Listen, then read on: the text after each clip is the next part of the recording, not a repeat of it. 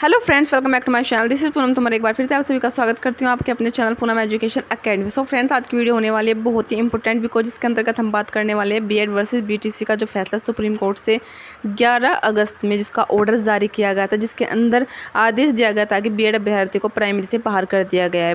वहीं हम चर्चा करेंगे कि जो अभ्यर्थी इस रूल के अनुसार, यानी कि जो बीएड अभ्यर्थी बाहर किए गए हैं, वे लगातार आंदोलन कर रहे हैं। वो ही आपका चाहे प्रयागराज में हो जाए, या फिर आपका बरेली में हो जाए, या फिर आपका बलरामपुर में, अलग अलग स्थानों पर लगातार बीएड अभ्यर्थी धरना प्रदर्शन कर रहे हैं।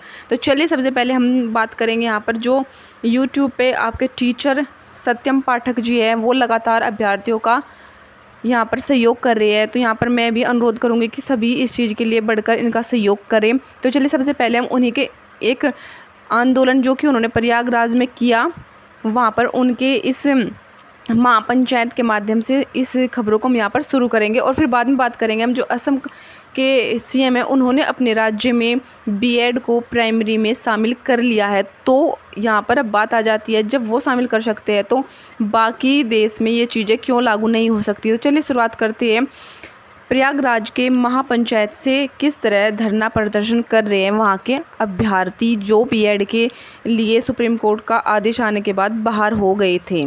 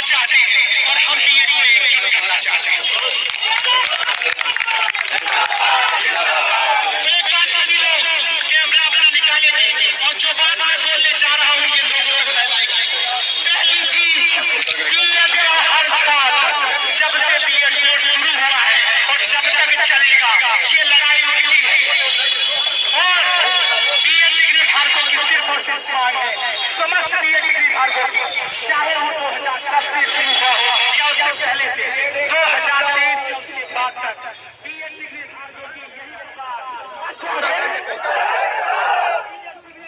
यही पुकार।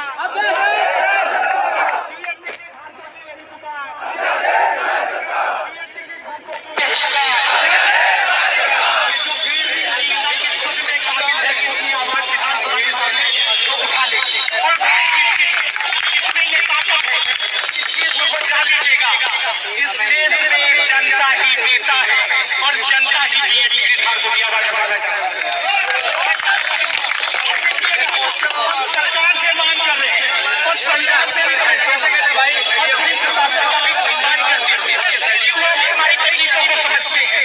सोचिएगा कितनी दुर्दशा होगी। मेरे पास छात्रों के कॉल आते हैं, रात तक मैसेज आता है और कहती है कि सर मैं लड़ झगड़ करके अपने पिता से, माता से, मैं एक लड़की हूँ, इस उम्मीद में प्राथमिक शिक्षक भर्ती का प्राथमिक शिक्षक भर्ती की तैयारी के लिए इलाहाबाद आई थी कि मैं प्राथमिक शिक्षक भर्ती में प्रतिभाग ले सकती। और आपका भी सही है कि कोई भी आपके साथ नहीं खड़ा है सच्चाई को जानने। तो इस चीज को समझिए कि लड़ाई खड़ी है, बहुत सारे लोग घंटे के बाद, लेकिन इनकी आवाज कैसे बताओगे? बीएड डिग्री धारकों की आवाज। सुनिएगा, रणनीति के बारे में चर्चा कर रहे हैं। यहाँ पे सुप्रीम कोर्ट की टीम भी आई है, बहुत सारे लोग आए, और इस चीज को समझिएगा, बड़ी क्लियर सी बात। सड़क से लेकर के कानूनन तौर पर जो भी लड़ाइयां लड़ी जा सकती है, ये लड़ाई किसानों को शामिल करने की है। और प्रयागराज मुझे लखनऊ में सबसे आगे दिखना चाहिए, ये मैं मैं जानना चाहता हूँ कि पिछली बार आपने लखनऊ का आंदोलन देखा होगा, पंकज जी को भी मैं माइक दूंगा। लखनऊ में आंदोलन हुआ था, वो भी बीएड डिग्री धारक, बीएड अभ्यर्थी। मैं बार बार कह रहा हूँ इस चीज को, किसी भी राजनीति की नहीं, बीएड अभ्यर्थी की लड़ाई वहां पर भी थी, प्रयागराज में भी होगी, और दिल्ली में भी होगी, और लखनऊ। अब देखिए वो कौन लोग हैं जो वहां पर एकत्रित हुए हैं। आपकी संख्या देखने ही यहाँ पर लोग आए हैं। महापंचायत का मतलब क्या होता है मुझे बताइएगा। महापंचायत का मतलब ये होता है कि पुलिस प्रशासन का सहयोग करते हुए सरकार तक अध्यादेश की मांग पहुंचाई। और सुनिएगा, अभी हमारे आप में से बहुत सारे ऐसे अराजक तत्व भी निकलेंगे जो अलग कैटेगरी से होंगे और बहरूपिया बन के आए होंगे और एक माहौल बिगाड़ने की कोशिश करेंगे। लेकिन समझिएगा, आपने देखा होगा दोस्तों लोगों में पहुंचा है कि 5 तारीख को जब बीएड का महापंचायत यहाँ पर ऑर्गेनाइज हो तो पत्थर के जंगल में कंफ्यूज करने के लिए कौन महापंचायत सो फ्रेंड्स, इन वीडियो क्लिप के माध्यम से आप देख पा रहे हो किस तरह जो बीएड के अभ्यर्थी है वो लगातार धरना प्रदर्शन कर रहे हैं और किस तरह उनके अंदर आक्रोश है, और होना भी चाहिए क्योंकि इस चीज़ में उनकी किसी भी प्रकार की कोई गलती नहीं है। जो एनसीटी की गाइडलाइन है उसी के अनुसार उन्होंने अपनी जो एजुकेशन है उसको कंप्लीट किया है। यहाँ पर बात आ जाती है कि एनसीटी की गलतियों का खामियाजा बीएड अभ्यर्थी क्यों भुगते। बिल्कुल यहाँ पर एनसीटी की जो गलती है वो कहीं ना कहीं बीएड अभ्यर्थियों पर भारी पड़ रही है। इतना सारा टाइम वेस्ट, मनी वेस्ट, और सबसे ज़्यादा बात करें तो यहाँ पर एज भी उन्होंने अपनी इसमें इन्वेस्ट की है। तो चलिए अब असम के मुद्दे के बारे में यहाँ पर बात करते हैं। देखिए, असम की जो बात करेंगे तो उसके अंदर जो 100 यानी कि 100वीं कैबिनेट मीटिंग हुई है उसमें कुछ अहम फैसले लिए गए हैं वहाँ के सीएम द्वारा। वहाँ के जो सीएम है हेमंत बिस्वा, उनके द्वारा। तो चलिए इसको हम यहाँ पर समझेंगे। उन्हीं के द्वारा जो नोटिफिकेशन एक प्रकार की अगर कहे तो मीटिंग में जो उन्होंने फैसले लिए उसके ज़रिए यहाँ पर हम उनको समझने का प्रयास करेंगे। सो फ्रेंड्स, आप अपनी स्क्रीन पर देख सकते हो जो ये मीटिंग हुई थी ये आपकी हुई थी 25 अगस्त में। यहाँ पर आप देख सकते हो यहाँ पर जो इम्पोर्टेंट डिसीजन लिए गए थे वो 25 अगस्त की मीटिंग में लिए गए थे, और जो आपका सुप्रीम कोर्ट का फैसला आया था वो 11 अगस्त को आया था जिसमें बीएड को बाहर किया गया था। तो उसके बाद में ये बीएड की लिए जो नियम लागू की गई ये असम सरकार द्वारा 25 अगस्त को यानी कि सुप्रीम कोर्ट के फैसले के बाद में ये सब चीज़ें यहाँ पर लागू हुई है। तो यहाँ पर जैसे हम इसमें नीचे की तरफ जाएंगे तो यहाँ पर हमें सभी रूल यहाँ पर दिखाई देते हैं जिसमें बीएड और बीटीसी को यहाँ पर बराबर का हक कहे उनको दिया गया है। देखिए, इसमें बीएड को भी प्राइमरी के लिए एलिजिबल किया, और वहीं जो आपका डिप्लोमा हो जाता है डीएलएड वगैरह उसको जूनियर क्लासेस के लिए यहाँ पर उन्होंने लागू किया है। तो चलिए थोड़ा सा जूम करके यहाँ पर इन रूल को हम यहाँ पर समझेंगे।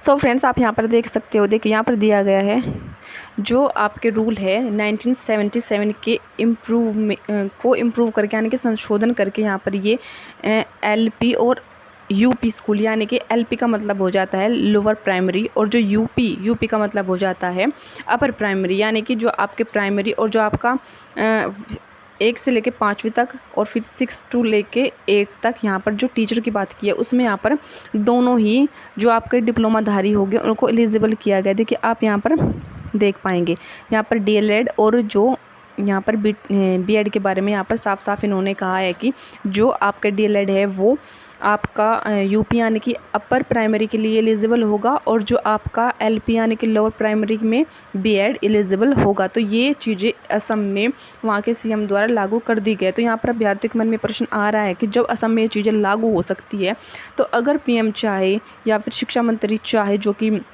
हमारे शिक्षा मंत्री हो जाते हैं धर्मेंद्र प्रधान, अगर वो सभी किसी भी मुद्दे पर अध्यादेश ला सकते हैं तो यहाँ पर जो 1 करोड़ शिक्षक है बीएड के उनके लिए वो अध्यादेश क्यों नहीं ला सकते। तो इसी की मांग के लिए लगातार धरना प्रदर्शन उनके द्वारा किया जा रहा है। तो यहाँ पर सभी से अनुरोध है कि वो इस चीज़ पर ध्यान दें और यहाँ पर जो बीएड वालों अभ्यर्थियों की जो बीएड करने वाले अभ्यर्थियों की समस्या है उनका समाधान यहाँ पर की। सो फ्रेंड्स, अब लास्ट में मैं यही कहना चाहूँगी कि जितने बीएड अभ्यर्थी वो लगातार अपना प्रयास करते रहे और एकजुटता के साथ इस मुद्दे को उठाए, तभी आपका जो आने वाला 2024 का चुनाव है उसमें ये चीज़ें कहीं ना कहीं आपको बेनिफिट ज़रूर देगी। क्योंकि चुनाव के लिए अगर यहाँ पर देखा जाए हिंदू मुस्लिम को अलग कैटेगरी दे दी जाती है, बीएड बीटीसी को अलग कैटेगरी दे दी जाती है, तो इन्हीं चीज़ों का सहारा आप भी लो और अपने वोट की पावर को यहाँ पर आप दिखाओ, जिससे आपके जो हक है आपको मिल सके। सो फ्रेंड्स, आज की वीडियो में इतना ही। Thank you for watching this video.